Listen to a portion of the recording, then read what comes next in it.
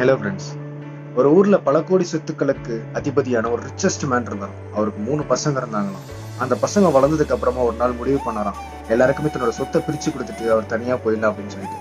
அப்ப எல்லா பசங்களையும் கூப்பிட்டு, நான் உங்களுக்கு சொத்தை பிரிச்சு கொடுக்கலான் இருக்கேன், யார் யாருக்கு என்னென்ன வேணும்னு சொல்லி கேட்டீங்கன்னா நான் உங்களுக்கு தனியா பிரிச்சு கொடுத்துட்டு நீங்க உங்க வாழ்க்கையை பார்த்துட்டு போகலாம் அப்படின்னு சொல்லி சொன்னாங்க. அப்போ ஒவ்வொருத்தரையும் கேட்கும்போது ஃபர்ஸ்ட் இருக்கவன் சொன்னா, நீங்க கோடிக்கணக்கான ப்ராப்பர்ட்டிஸ் வச்சிருக்கீங்களே, அந்த ப்ராப்பர்ட்டிஸ்லாம் எனக்கு வேணும் அப்படின்னு சொல்லி சொன்னாங்க. இன்னொருத்தவங்க சொன்னா, நீங்க பயங்கரமா வளர்த்து வச்சிருக்கீங்க அந்த பிசினஸ் தான் எனக்கு வேணும் அப்படின்னு சொல்லி சொன்னாங்க. இன்னொருத்தங்க கிட்ட வந்து கேட்டாராம் அவரு, என்னப்பா உனக்கு இந்த மாளிகை போல கட்டி வச்சிருக்க வீடு வேணுமா அப்படின்னு சொல்லி கேட்டாராம். அதுக்கு அவன் சொன்ன பதில், எனக்கு இந்த ப்ராப்பர்ட்டி, இந்த பிசினஸ், அந்த வீடோ வேணாம், எனக்கு நீங்க தான் வேணும், கடைசி வரைக்கும் நான் உங்க கூட இருக்கணும் அப்படின்னு சொல்லி சொன்னாங்க. அதுக்கு அவர் சிரிச்சுட்டே கேட்டாராம், என்ன வச்சு நீ என்ன பண்ண போற? உன் வாழ்க்கைக்கு என்ன வேணுமோ அதை என்கிட்ட வாங்கிட்டு போனாங்க.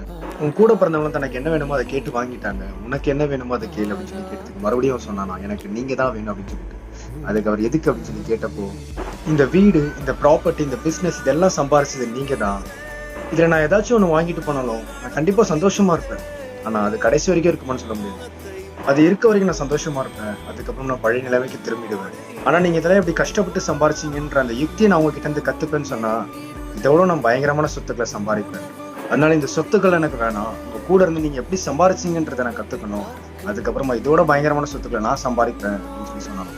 அவங்க அப்பா ஷாக் ஆகி அவனை கொஞ்ச நேரம் பார்த்துட்டு டக்குன்னு அவனை கட்டி பிடிச்சி முத்தம் கொடுத்தாரு. ஆமாங்க, இன்னைக்கு நம்ம வாழ்க்கையிலயும் நாம எதுல கான்சென்ட்ரேட் பண்ணமோ அதை விட்டுறோம், எதுல கான்சென்ட்ரேட் பண்ணக்கூடாதோ அதை மாத்திரம் தான் நம்ம தேடி போறோம். வேதாகம் அழகா சொல்லுது, மத்தேயு 6:33, முதலாவது தேவனுடைய ராஜ்யத்தையும் அவருடைய நீதியையும் தேடுங்கள், அப்பொழுது இவைகள் எல்லாம் உங்களுக்கு கூட கொடுக்கப்படும் என்று. இன்னைக்கு உங்க வாழ்க்கையிலும் அதே மாதிரி இந்த எக்ஸ்ட்ரா திங்ஸ், இந்த அடிஷனல் திங்ஸ், இதுல உங்களோட கவனத்தை வீணா செலவழிச்சிட்டு இருக்கீங்களா, அல்லது முக்கியமா நம்ம எதுல கவனம் செலுத்த வேண்டியமோ அந்த காரியத்துல நீங்க கவனம் செலுத்திட்டு இருக்கீங்களான்னு யோசிங்க. என்னோட ஆசீர்வாதங்களுக்காகவும் என்னோட தேவைகளுக்காகவும் நான் தேவனை தேடுகிறது இல்லை, எந்த ஒரு எதிர்பார்ப்பும் இல்லாமல் அவரை நான் உண்மையா தேடுவேன்னு சொன்னா இந்த அடிஷனல் திங்ஸ் ஆன உலக ஆசீர்வாதங்கள் எனக்கு தானா கூட வரணும்.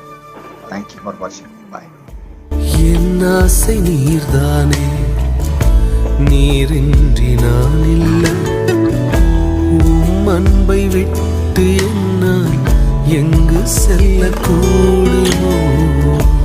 என் ஆசை நீர்தானே, நீரின்றி நான் இல்லை.